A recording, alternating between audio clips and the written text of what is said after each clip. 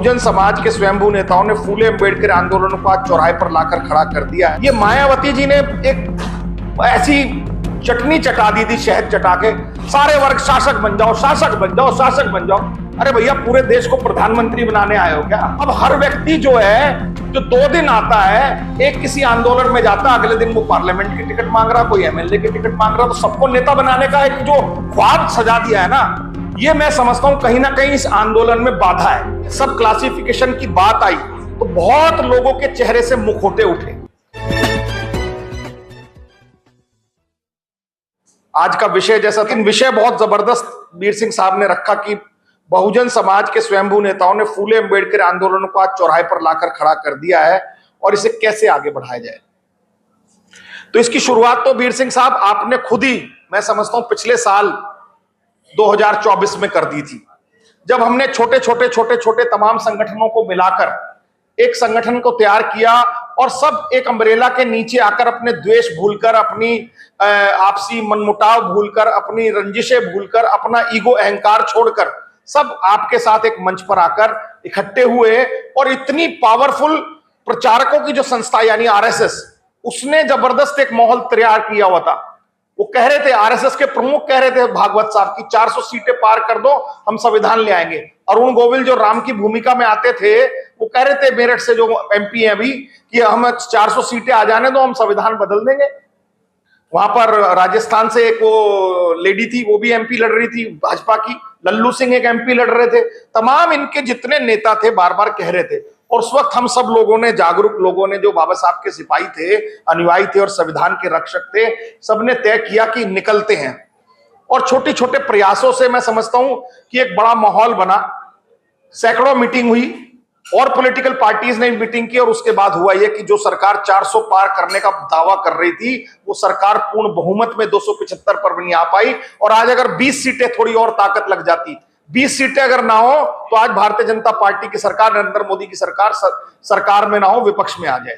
तो ये एक ताकत संगठन की है। मैं समझता हूं इसमें सबसे महत्वपूर्ण काम जो है वो हमें करना चाहिए कि जितने संगठन हैं, उन संगठनों के साथ मिलकर हमें कोई ऐसी रणनीति बनानी चाहिए कि सारे संगठन मिलकर, क्योंकि काम तो सबको एक ही करना है, सबका मिशन एक ही है कि किसी भी तरीके से इस देश में समाजवाद और धर्मनिरपेक्षता कायम रहे, जो कि आज की सरकार हटाना चाहती है। वो कह रही है ना कि सोशलिस्ट और सेकुलरिज्म जो संविधान में है वो हटा देंगे हम। तो इसको कैसे रोका जाएगा?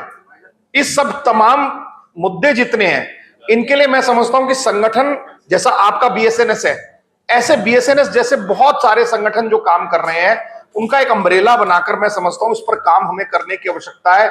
जैसे पहले बहुत सारी गली गली, चौराहे चौराहे, नुक्कड़ नुक्कड़ मीटिंग हुई थी, ऐसी हजारों मीटिंग करने की जरूरत है। आप खुद 15 अगस्त से एक मीटिंग का अभियान चला रहे हैं। हम सब लोगों को मैं समझता हूं ये काम करना चाहिए। और जैसे प्रचारक के तौर पर वीर सिंह साहब लोगों को समझाते हैं, क्लास लेते हैं, ऐसे मैं समझता हूं सैकड़ों प्रचारक वीर सिंह साहब आपको तैयार करने पड़ेंगे, जो छोटी छोटी सभाओं में जाकर लोगों को जागरूक करें, तैयार करें। मैं समझता हूं जब तक वैचारिक क्रांति नहीं आएगी और कोई क्रांति लाने का कोई बेनिफिट नहीं है। मैं कुछ बात से थोड़ी डिफर करता हूं। आज अगर मैं 2 बातें आज वक्ताओं की पकड़ूं तो एक तो बहुत सारे वक्ता आते हैं, बहुत सारी बातें करते हैं। ये मायावती जी ने एक ऐसी चटनी चटा दी थी, शहद चटा के, सारे वर्ग शासक बन जाओ, शासक बन जाओ, शासक बन जाओ। अरे भैया, पूरे देश को प्रधानमंत्री बनाने आए हो क्या? कुछ नहीं है, ये बेकार का ढकोसला था। और उसके एवज में ही वो 2-3 बार चीफ मिनिस्टर भी बन गई। और उसके बाद क्या बदलाव आया आपने देख लिया होगा, कुछ नहीं आया। मेरा ऐसा मानना है, हमें शासक नहीं, हमें एक वैचारिक क्रांति कर हमें बाबा साहब का जो अम्बेडकराइट मिशन था, संविधान बनाना था, संविधान को जो लोग खतरा पैदा कर रहे हैं उनको रोकना था, अपने कमजोर तबकों तक अपने जो न्याय पहुंचाना और सामाजिक न्याय की लड़ाई को लड़ना था, ना कि हर व्यक्ति को आपने खड़ा कर दिया। अब हर व्यक्ति जो है, जो 2 दिन आता है, एक किसी आंदोलन में जाता, अगले दिन वो पार्लियामेंट की टिकट मांग रहा, कोई एमएलए की टिकट मांग रहा, तो सबको नेता बनाने का एक जो ख्वाब सजा दिया है ना, ये मैं समझता हूं कहीं ना कहीं इस आंदोलन में बाधा है। जब आप फूले अम्बेडकर क्रांति की बात करते हैं तो बाबा साहब कोई सत्ता के लालची थोड़ी थे। केवल अगर महिलाओं को अधिकार देने की बात थी, जब सरकार ने नहीं मानी और हिंदू महासभा ने उनका विरोध किया, उन्होंने ठोकर मार दी मंत्री के पद को। तो ये जितने लोग जो इस तरीके की शासक बनाने की कहानी चलाने लगे हैं, शासक बनाने की कहानी नहीं, हमें एक प्रचारक बनाने चाहिए। आज देखिए, देश में छोटा सा संगठन चला था जिसको 100 साल पहले, जिसका नाम है आरएसएस, क्या राष्ट्रीय स्वयंसेवक संघ, जो आज तक रजिस्टर्ड नहीं है।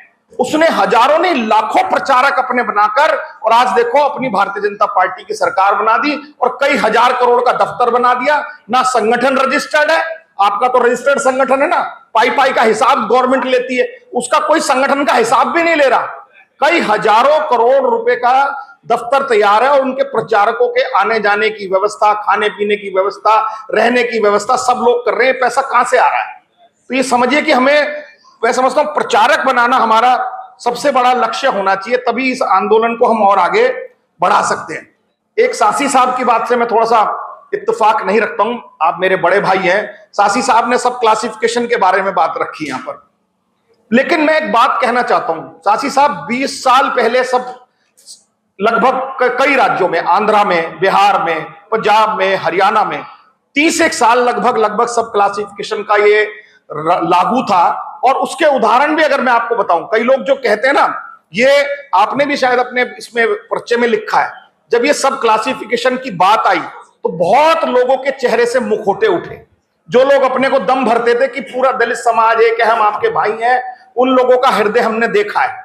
आज आप अगर किसी व्यक्ति को उसके अकॉर्डिंग टू पॉपुलेशन अगर कोई अधिकार मिल रहा है और वो भी कानून सम्मत मिल रहा है, देश की सर्वोच्च न्यायालय ने 7 जजों की खंडपीठ में 6 जज ने इसको सर्व मान्यता से अपना फैसला सुनाया है। उस फैसले के बाद मैं समझता हूं बड़ा हृदय रखकर, सम्मान कर कर वो चीज मिलनी चाहिए। और उसका मैं उदाहरण भी देता हूं, हरियाणा का ही मैं एक उदाहरण दे देता हूं, आपके पड़ोस के राज्य का। हरियाणा में जब सब क्लासिफिकेशन लागू नहीं था तो डी कैटेगरी की 17,000 नौकरी केवल बी कैटेगरी वाले लोगों को मिलती थी, ए कैटेगरी वालों को मिलती थी मात्र 200-250। ऐसे ही सी कैटेगरी की 385 नौकरी उनको मिलती थी, उनको मिलती थी 30। ऐसे बी कैटेगरी की नौकरी मिलती थी उनको 150, उनको मिलती थी 12। और ए कैटेगरी की तो नौकरी 4 या 5 और 7 उनको मिलती थी, तो उनको मिलती थी 0। और पॉलिटिकल रिप्रेजेंटेशन की भी बात करें तो सब क्लासिफिकेशन से पहले जो था, ना उनके एमएलए थे ना उनके पार्षद थे, मात्र 1 या 2 कोई बन जाता था तो वो एक अलग बात थी। लेकिन जैसे ही सब क्लासिफिकेशन आया तो उनके एमएलए की संख्या, मिनिस्टर की संख्या, काउंसलर की संख्या बराबर पर आ गई। और जो 16,000 नौकरी ग्रुप डी में आती थी, वहां उनकी बी ए कैटेगरी की 18,000 नौकरी होगी। सी कैटेगरी की उनकी 385 थी, उनकी 389 होगी। बी कैटेगरी की उनकी नौकरी जो थी, उनकी मैंने बताया 23 थी, उनकी 32 हो गई। ऐसे ए कैटेगरी में भी उनके अगर 7-8 थे तो इनके भी 3-4 लोग हो गए। तो यानी कि ये सर्वविदित है, और ये जस्टिस गुरनाम कमेटी की बाकायदा कमीशन की रिपोर्ट है, जिस रिपोर्ट ने तय किया कि किस तरीके से लोगों के जीवन में बदलाव आया। और वो बदलाव कोई रहम नहीं था, वो बदलाव कोई एहसान नहीं था, वो बदलाव ये था कि जो बाबा साहब के संविधान के आरक्षण की मूल भावना थी, मूल भावना ये थी कि इसमें सबसे पिछली अंतिम कतार वाले व्यक्ति को, जैसे भी चाय मिल रही थी मंच वालों को, बाकी लोग जाके अपने आप पी रहे थे और शायद पिछले वाले को पता भी ना चले कि उसको चाय मिल रही है, तो चाय का कप वहां तक पहुंचाने का काम था इस आरक्षण की मूल भावना का, जो कि कहीं ना कहीं 78 साल में पूरी नहीं हुई। और आज कुछ समाज जो है, आज भी मैं समझता हूं गंदगी में जो मैला ढो रहे हैं, सफाई का पेशा कर रहे हैं या खाल उतार रहे हैं, दूसरे और छोटे काम कर रहे हैं, तो उनके बच्चों का क्या अधिकार, हक हकूक नहीं है कि उन्हें पढ़ाई में आरक्षण मिले, उन्हें नौकरी में आरक्षण मिले?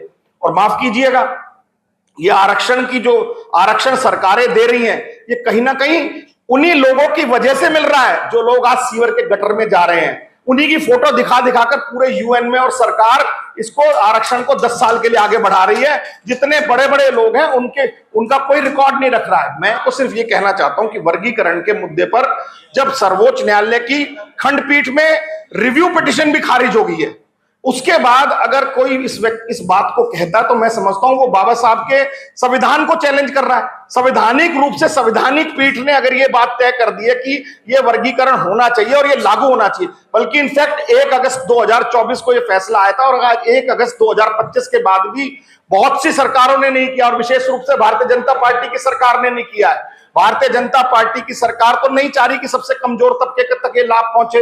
और वैसे तो अगर आरक्षण की ओवरऑल बात करें अगर हम, आप लोगों को, समझदार लोग अभी बैठे हैं यहाँ पे मंच में, इसमें सभागार में, आरक्षण तो सही मायनों में इन्होंने 2004 से इसको डाइल्यूट करना शुरू कर दिया था, चाहे वो लेटरल एंट्री हो, चाहे कॉन्ट्रेक्चुअल सिस्टम हो, चाहे निजीकरण लगा दिया हो।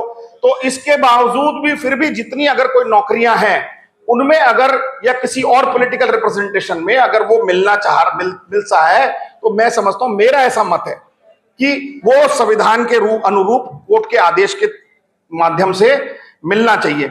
इसी संबंध में हम जो सामाजिक संगठनों के मोर्चा जो वीर सिंह बहुत साहब ने तैयार किया, मैं आपको ये भी बताना चाहता हूं कि बहुत जल्द इन्हीं के आदेश पर हम सब लोग जो हैं, जल्द ही एक बड़ा समागम हमने करने का ऐलान किया था कि हम सारे लोग मीटिंग करेंगे। तो 7 अक्टूबर को वाल्मीकि जयंती होती है और 4 अक्टूबर को शनिवार का दिन हमें मिला है। तो उस दिन हम ये लोधी रोड पर एक आंध्रा एसोसिएशन का ऑडिटोरियम है, काफी बड़ा ऑडिटोरियम है, वहां पर हम सब लोग इकट्ठा होंगे। अपने कुछ मुद्दे हम जो छोटी छोटी मीटिंग सब करेंगे 2 महीने में, उनमें तय करेंगे कि हमें क्या, हमारे सामने चैलेंज है, कौन सी विचारधारा की सरकार है, किस तरीके से हमारे वो आरक्षण को डाइल्यूट करना चाहती है, किस तरीके से संविधान को बदलना चाहती है, किस तरीके से उन्होंने सरकारी नौकरियों को बंद कर दिया, किस तरीके से शैक्षणिक संस्थाओं में हमारे खिलाफ है, किस तरीके से प्राइवेट जो जॉब्स हैं उसमें हमें रिजर्वेशन नहीं दिया जा रहा है, यह एट्रोसिटीज के जो केस हैं वो ज्यादा बढ़े जा रहे हैं, या और अनेक मुद्दे जो भी हम तय करेंगे उस पर हम वहां विचार विमर्श भी करेंगे। सरकार के नुमाइंदों को और विपक्ष के नुमाइंदों को भी हम बुलाने की कोशिश करेंगे, ताकि वहां पर इस पर चिंतन मंथन मनन हो और सरकार से 2-2 हाथ करने की बात करें, आर पार की बात करें, सरकार से अपने हक अधिकार हकूक के लिए लड़ाई लड़े। मैं इन्हीं शब्दों के साथ, क्योंकि समय बहुत हो गया है, लिखे मैंने बहुत पॉइंट थे, लेकिन मैं अभी बात नहीं रखना चाहता हूं। मैं चाहता हूं कि वीर सिंह बहुत साहब और पूरी भारतीय समाज निर्माण संघ की टीम को बहुत बहुत दिल की गहराइयों से धन्यवाद कि आप लोग इतना शानदार, जानदार, जबरदस्त प्रोग्राम बहुत समय समय पर करते रहते हैं। विशेष रूप से महिलाओं की नुमाइंदगी बहुत सारी अब बढ़ रही है, इस पर बहुत अच्छा आपने कारगर काम किया है। युवाओं को भी जोड़ने का काम किया है, साधुओं को भी जोड़ने का काम किया है, रिटायर्ड लोगों को भी जोड़ने का काम किया है। तो ये सब काम आप जो कर रहे हैं इसके लिए आपको बहुत बहुत बहुत प्रशंसा के पात्र हैं। और आपने मुझे बुलाया, आपने मुझे बोलने का मौका दिया, मैं इसके लिए भी आपका बहुत बहुत दिल की गहराइयों से धन्यवाद करता हूं। इन्हीं शब्दों के साथ जय भीम, जय मूल निवास।